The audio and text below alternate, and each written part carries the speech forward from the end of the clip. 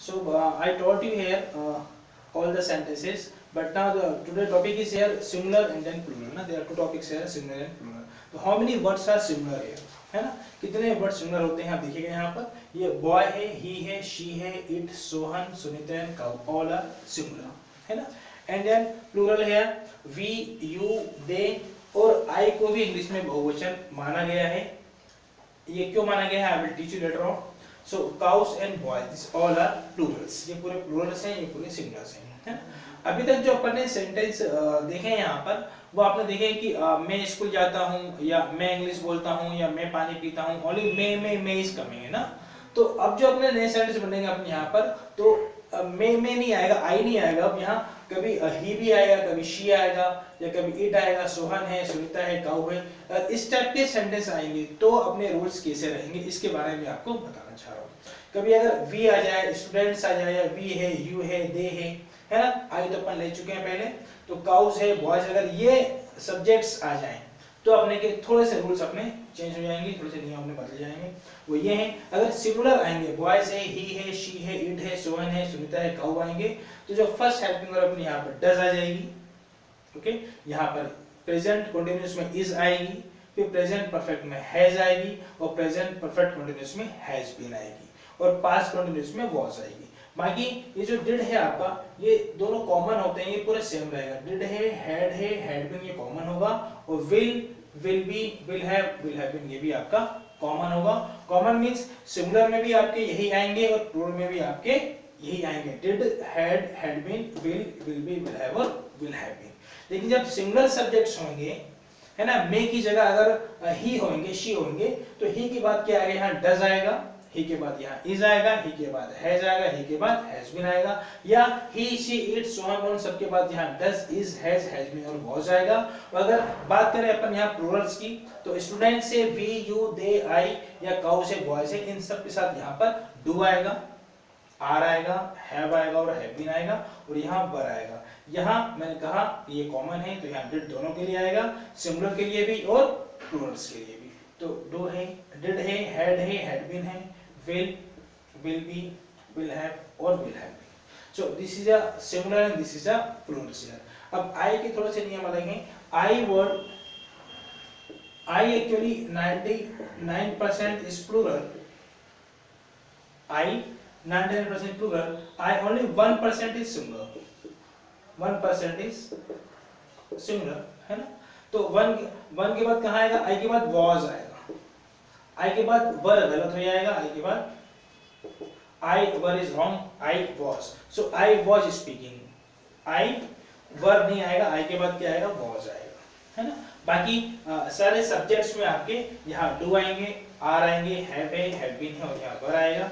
लेकिन जब आई की बारी आएगी तो आई के बाद वर नहीं लिखना है हमें, आई के बाद वॉज ही लिखना पड़ेगा अपने, क्योंकि आई जो होता है वो 99% प्लूरल होता है और 1% सिंगुलर होता है, इसलिए हमें आई के बाद यहाँ वॉज लिखना पड़ेगा, है ना. कुछ एग्जांपल मैं आपको देना चाह रहा हूँ. जैसे मैंने कहा कि वह स्कूल जाता है ना, वह स्कूल जाता है, तो यहाँ पर आएगा वह स्कूल जाता है, ही गोज टू स्कूल, है ना. ही के बाद जो यहाँ वर्ब की फुल फॉर्म लग जाएगी, यहाँ पर ही गोज टू स्कूल. मैं लिखना चाहूंगा यहाँ पर, अगर ही, शी, बॉय आते हैं यहाँ, तो वर्ब की पांचवी फॉर्म को यूज करना है अपने को. वर्ब की पांचवी फॉर्म मैंने आपको पढ़ाई दी फर्स्ट क्लिप में. मैंने आपको went, gone, going and goes, है ना. तो गोस वर्ड यहाँ आएगा, है ना, पांच फॉर्म गोस हो गया आपका. तो मैंने कहा वह स्कूल जाता है, तो ही गोस टू स्कूल, वह स्कूल जा रहा है, तो ही के बाद यहाँ पर इज आएगा, he is going to school.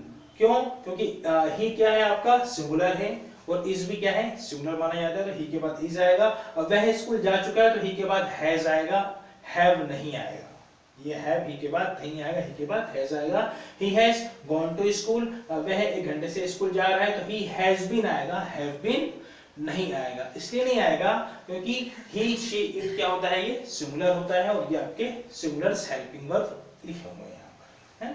अब वह स्कूल जाता था या वह स्कूल गया, तो ही वेंट आएगा यहाँ पर. वह स्कूल जा रहा था, ही वॉज आएगा. यहाँ मैंने कहा कॉमन रहेगा, तो he had been, he will be, he will have, और he will have been he आएगा.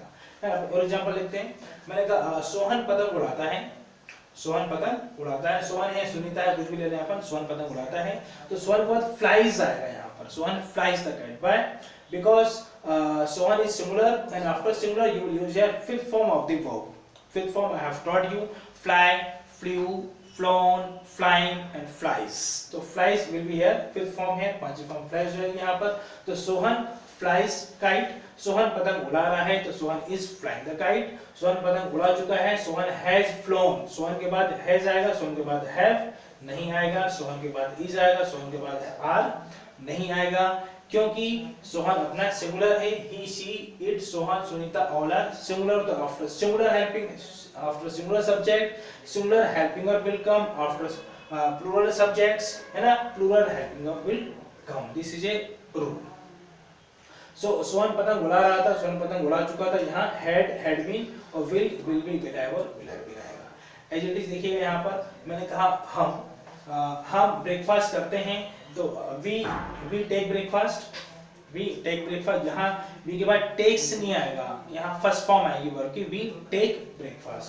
तो we, you, they अगर प्लूरल आएंगे यहाँ पर तो यहाँ वर्ब की पहली फॉर्म आएगी, वर्ब की फर्स्ट फॉर्म आती है पहले वाले सेंटेंस की में, है ना. हम ब्रेकफास्ट करते हैं, we take breakfast. हम ब्रेकफास्ट कर रहे हैं, so we are taking breakfast. we के बाद is नहीं आएगा. ओके, वी के बाद हमेशा क्या आएगा, आर ही आएगा. तो वी आर टेकिंग ब्रेकफास्ट. हम ब्रेकफास्ट कर चुके हैं, so we have taken. Third form आएगी यहाँ पर. तो वी हैव टेकन ब्रेकफास्ट. हम आधे घंटे से ब्रेकफास्ट कर रहे हैं या 10 मिनट से ब्रेकफास्ट कर रहे हैं. So we have been taking breakfast for half an hour. So we के बाद हैव बीन आएगा, वी के बाद हैज बीन नहीं आएगा. ओके, नाउ हम ब्रेकफास्ट करते थे, वी टुक ब्रेकफास्ट. हम ब्रेकफास्ट कर रहे थे तो वी वर आएगा, वी के बाद वॉज नहीं आएगा, ये वर आएगा. तो वी वर टेकिंग ब्रेकफास्ट. और मैंने कहा ये पूरे कॉमन होते हैं, तो यहाँ कॉमन जो है सिंगुलर के लिए भी कॉमन होंगे और प्लूरल के लिए भी कॉमन ही है ये.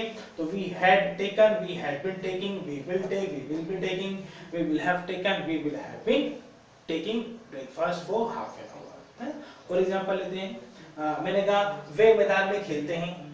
वे मींस बहुत सारे means THEY they.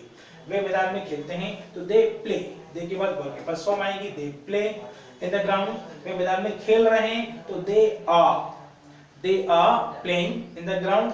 They is नहीं आएगा, दे इज रॉन्ग है क्योंकि ये इज सिंगुलर है और दे प्लूरल से. मैं बार-बार कहना चाह रहा हूं कि प्लूरल के साथ प्लूरल हेल्पिंग वर्ब आएंगे और सिंगुलर के साथ सिंगुलर हेल्पिंग वर्ब आएंगे.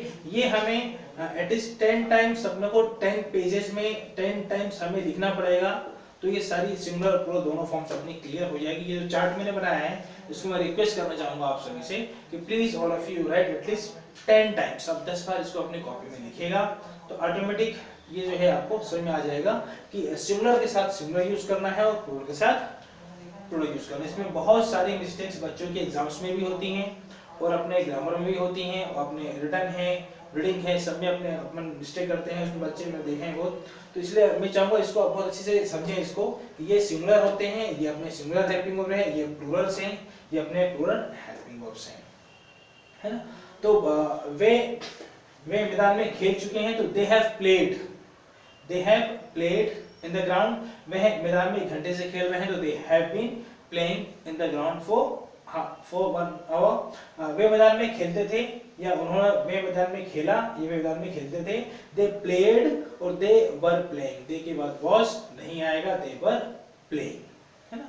सो I hope you have got it. आपको समझ में आ चुका है ये. लेकिन please all of you write 10 times इसको आप अपनी कॉपी में पेजेस में लिखिएगा. इसको लिख के थोड़ा सा इसको रिपीट भी कीजिएगा, रिवाइज कीजिएगा तो आपको अच्छे समझ में आएगा कि आपको सिंगुलर में क्या लगाना है और प्लूरल में कौन सी हेल्पिंग वर्ब आपको लगानी है. Okay all of you. तो I think you will be enjoying after learning this chapter now. और आपको ये समझ में आ चुका होगा कि आपको सिंगुलर में क्या लगाना है और प्लूरल में क्या लगाना है और कौन सी हेल्पिंग वर्ब कहाँ आएगी, है ना.